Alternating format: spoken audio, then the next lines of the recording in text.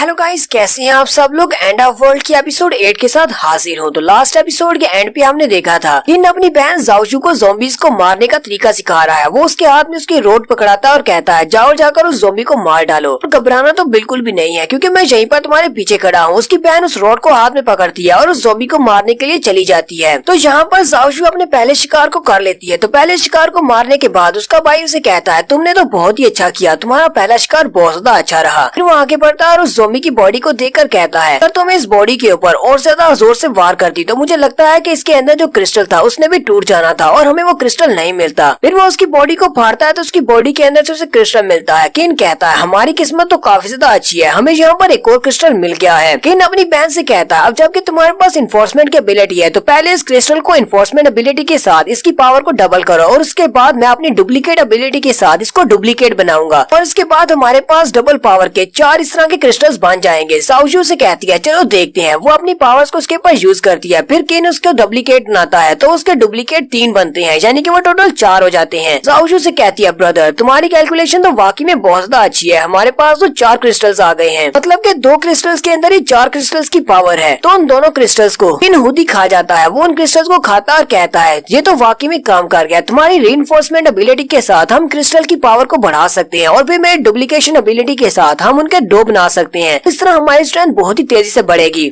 जाओजू भी अपने भाई से कहती है ब्रदर मुझे ऐसा महसूस हो रहा है कि अगर मैं इस तरह के क्रिस्टल्स को खाती रहूंगी तो मेरी बॉडी के अंदर और भी ऐसी एबिलिटीज हैं जिन्हें मैं अवेकन कर सकती हूँ। किन उसे कहता है ये तो बहुत ही अच्छी बात है, ठीक है फिर तुम्हारे लिए और ज्यादा क्रिस्टल्स को ढूंढते हैं ताकि तुम नई एबिलिटीज को जगा सको। किन भी इस बात से बहुत ज्यादा हैरान होता है। किन इसी बारे में सोच रहा होता है। किन कहता है पहली बात तो ये है कि ब्लड रेन इसकी बॉडी के ऊपर गिरने के बाद इसकी बॉडी को जलाती नहीं है। दूसरी बात यह है कि ये जितने ज्यादा क्रिस्टल्स को खाती है उसके लिए उतने ज्यादा कम है, ये और ज्यादा क्रिस्टल्स को खाना चाहती है। किन अपनी बहन की तरफ देख रहा होता है और कहता है मुझे ये नहीं पता कि ये फ्यूचर में किस तरह इवॉल्व होगी और किस तरह की सुपर ह्यूमन बनेगी, लेकिन मुझे लगता है कि जिस तरह ये क्रिस्टल्स को निगल रही है फ्यूचर में एक बहुत ही पावरफुल सुपर ह्यूमन बनने वाली है। वो दोनों भी यहीं पर खड़े होते हैं कि उन्हें गोलियों के चलने की आवाज आती है। वो दोनों साइड पर देखते हैं और कहते हैं ये तो गन शॉट की आवाज है, लगता है कि आसपास कोई है। किन अपनी बहन से कहता है जाओजू चलो चल के देखते हैं कि वहाँ पर कौन है। कोई सर्वाइवर हो सकता है जिसके पास गन है, लेकिन तुम मेरे पीछे ही रहना और अगर वहाँ पर कोई गन से हमारे पर अटैक करे तो जल्दी से किसी कवर के पीछे छुप जाना ताकि तुम्हें गोली ना लगे। जाओजू से कहती है अच्छा ठीक है। किन इसी बारे में सोच रहा होता है। किन कहता है अगर वो कोई लुटेरे हुए जिनके पास गन्स हैं तो मैं उन लोगों को वहीं पर मार डालूंगा और उनके पास जितनी भी सप्लाईज होंगी वो सारी की सारी सप्लाईज ले लूंगा। तो यहीं पर नेक्स्ट सीन उसी जगह का दिखाया जाता है जहाँ पर वो गोलियां चल रही हैं। वहाँ पर काफी सारे ज़ॉम्बीज होते हैं और उन ज़ॉम्बीज के सामने 4 सोल्जर्स होते हैं जिनके पास गन्स होती है। वो अपनी गन्स के साथ उन्हीं ज़ॉम्बीज को मार रहे होते हैं। एक स्क्वाड मेंबर अपने स्क्वाड के लीडर से कहता है स्क्वाड लीडर चलो जल्दी से यहाँ से वापस चलते हैं, मुझे नहीं लगता कि इन सारे ज़ॉम्बीज को हम अपनी इन गन्स के साथ मार पाएंगे, हमारे पास एमो बहुत ज्यादा कम रह गई है। उसका दूसरा साथी उसे कहता है लगता है कि तुम्हें अभी तक इस बात की समझ नहीं आई, हमारे हायर ऑफिशियल्स हमारे टीम लीडर को बिल्कुल भी पसंद नहीं करते, इसी वजह से उन्होंने हमें इतना ज्यादा डेंजरस मिशन दे दिया और ऊपर से टीम लीडर को उन्होंने ज्यादा स्क्वाड के सोल्जर्स भी नहीं दिए, सिर्फ हम तीनों को अपने बॉस के साथ भेजा है। हमें यहाँ पर जनरल ली को बचाने के लिए भेजा गया है। अगर हम लोग जनरल ली को रेस्क्यू नहीं कर पाए तो हमें काफी कड़ी सजा दी जाएगी और अगर हम लोग उसको रेस्क्यू कर पाए तो हमारा मिशन काफी ज्यादा आसान हो जाएगा, फ्यूचर में हमें इस तरह के डेंजरस मिशन नहीं दिए जाएंगे। उनका एक साथी कहता है मुझे लगता है कि उनकी सजा बेहतर रहेगी यहाँ पर इन ज़ॉम्बीज के हाथों मरने से, मेरे पास सारी गोलियां खत्म होती जा रही हैं। एक साथी अपने स्क्वाड लीडर से कहता है स्क्वाड लीडर अब हम लोग क्या करें, अगर हम लोग अपनी थोड़ी बहुत गोलियों के साथ इन सारे ज़ॉम्बीज को मार भी देते हैं तो मुझे लगता है कि यहाँ पर और भी बहुत सारे ज़ॉम्बीज होंगे जो कि कहीं न कहीं से निकल आएंगे, हम लोग उन सभी को कैसे संभालेंगे। ये मिशन तो इम्पॉसिबल है, हमें जल्दी से यहाँ से निकलना होगा क्योंकि मुझे लगता है कि हाई राव साहब को बिल्कुल भी पसंद नहीं करते, इसी वजह से इतना डेंजरस मिशन हमें दे दिया गया है। अगर वो लोग हमारे साथ ऐसे ही करते रहे तो इन्फोर्समेंट तो खत्म हो चुकी है, हम लोग किसी और जगह पर चले जाते हैं और वहाँ पर जाकर अपना नया सेटअप बनाते हैं। स्क्वाड लीडर उनसे कहता है ये बात मैं अच्छी तरह से जानता हूँ, तुम सभी लोग इस मिशन की वजह से कितने ज्यादा परेशान हो, लेकिन हमें इस मिशन को पूरा करना ही पड़ेगा। अगर उनकी नजर सामने की तरफ पड़ती है जहाँ पर एक बड़े से पत्थर के ऊपर किन और उसकी बहन जाओजू खड़े होते हैं। वो कहती है जरा ऊपर की तरफ देखो, वहाँ पर कुछ सर्वाइवर्स हैं। किन भी उन सोल्जर्स की तरफ देखता और कहता है ये सारे तो सर्वाइवर्स हैं। साथ ही वो सारे ज़ॉम्बीज जो कि पहले उन सोल्जर्स की तरफ जा रहे थे वो जल्दी से पीछे की तरफ मुड़ते हैं और किन और जाओजू की तरफ भागना स्टार्ट करते हैं। किन भी इस बात से काफी हैरान होता है और कहता है ये सारे ज़ॉम्बीज उनको छोड़कर हमारी तरफ क्यों आ रहे हैं, लगता है कि हमारी बॉडी के अंदर म्यूटेंट की जो पावर्स हैं उनकी वजह से इन्हें खुशबू आ गई है और ये हमारे पीछे आ रहे हैं। तो उन चारों सोल्जर्स में से एक सोल्जर अपने स्क्वाड लीडर से कहता है स्क्वाड लीडर चलो जल्दी से यहाँ से निकल चलते हैं, जबकि वो सर्वाइवर्स उन सारे ज़ॉम्बीज का ध्यान अपनी तरफ खींच रहे हैं, हमारे पास अच्छा मौका है, चलो निकलो यहाँ से निकलते हैं। स्क्वाड लीडर चिल्लाकर उसे कहते हैं अपनी बकवास बंद करो, तुम इतने डरपोक कब से हो गए, तुम्हें तो एक सोल्जर नहीं होना चाहिए, तुम यहाँ पर सर्वाइवर्स को छोड़कर भागना चाहते हो, तुम्हें पता है कि एक सोल्जर का काम क्या है, हमारा काम है सिविलियंस की जान बचाना, आपके सामने तो सिविलियंस है तो हमारा फर्ज बनता है कि पहले इनकी जान बचाएं, चाहे हमारे अपनी जान ही क्यों न देनी पड़े। किन अपनी रॉड के ऊपर अपनी फायर पावर को एक्टिवेट करता है और अपनी बहन जाओजू से कहता है जाओजू अपनी इन्फोर्समेंट वाली एबिलिटी को मेरी बॉडी और रॉड के ऊपर इस्तेमाल करो ताकि मैं अपनी पावर को डबल कर सकूं और तुम यहीं पर रहना, इन सारे ज़ॉम्बीज़ के लिए मैं अकेला ही काफी हूँ। फिर वो बड़ी स्पीड के साथ नीचे उतरता है।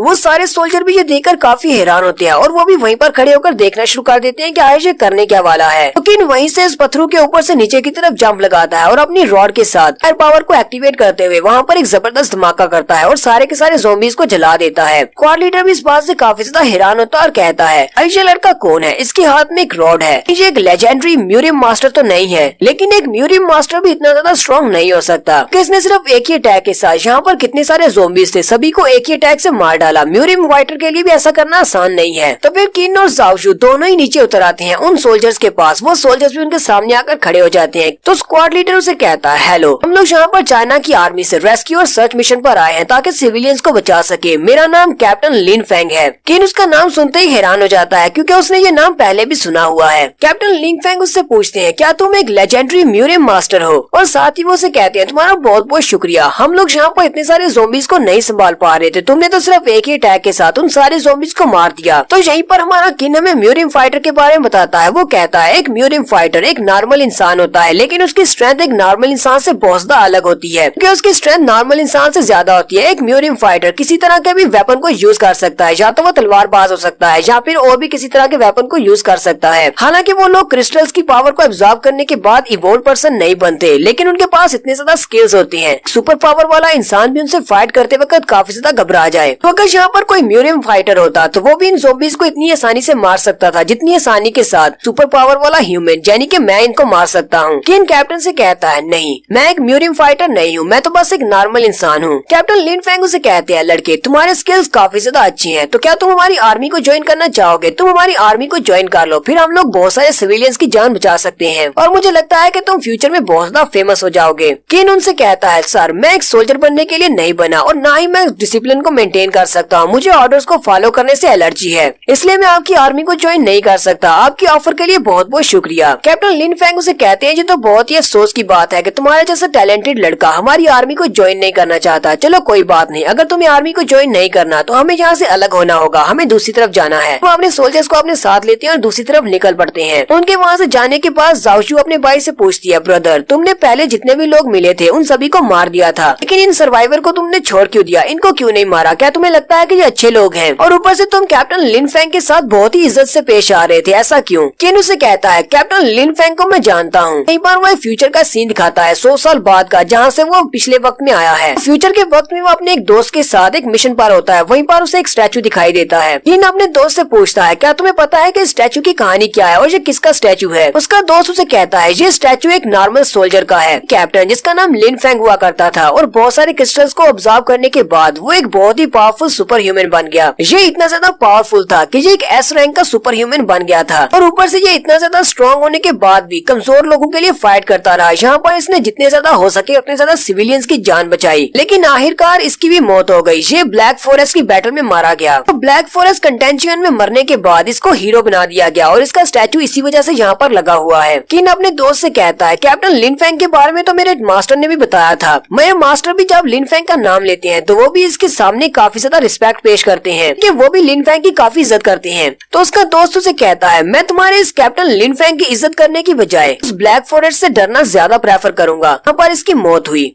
मैं तो बस उम्मीद ही कर सकता हूँ कि ब्लैक फॉरेस्ट वाला इंसिडेंट दोबारा जिंदगी में कभी ना हो, क्योंकि वहाँ पर एक बहुत बड़ी तबाही मची थी और हमारे एस रैंक के सुपर पावर वाले ह्यूमंस भी उस तबाही को नहीं रोक पाए थे। तो हमारा सीन फिर से प्रेजेंट में आ जाता है। अशु अपने भाई से कहती है ब्रदर तुम कैप्टन लिन फेंग को कैसे जानते हो? किन उसे कहता है मैं इसको पर्सनली नहीं जानता, मेरे एक दोस्त ने इसके बारे में बताया था, ये कितना महान इंसान है। फिर किन कैप्टन लिन फेंग की तरफ देखता है और कहता है कैप्टन मुझे याद है कि अभी हम लोग 2019 में है और सिर्फ 10 साल के बाद ब्लैक फॉरेस्ट कंटेंशन वाला वाकया होने वाला है। 10 साल के बाद एक सुपर ह्यूमन बनने के बाद आपकी मौत ब्लैक फॉरेस्ट में होने वाली है, इसलिए आपके पास सिर्फ 10 साल है। अपनी जिंदगी को एंजॉय कर लें जितना कर सकते हैं। और यहीं पर हम लोग अपनी एपिसोड 8 का एंड करेंगे। एपिसोड की एक्सप्लेनेशन अच्छी लगी हो तो कमेंट करके जरूर बताइएगा। चैनल को सब्सक्राइब कर दें, वीडियो को लाइक और शेयर कर दें। शुक्रिया।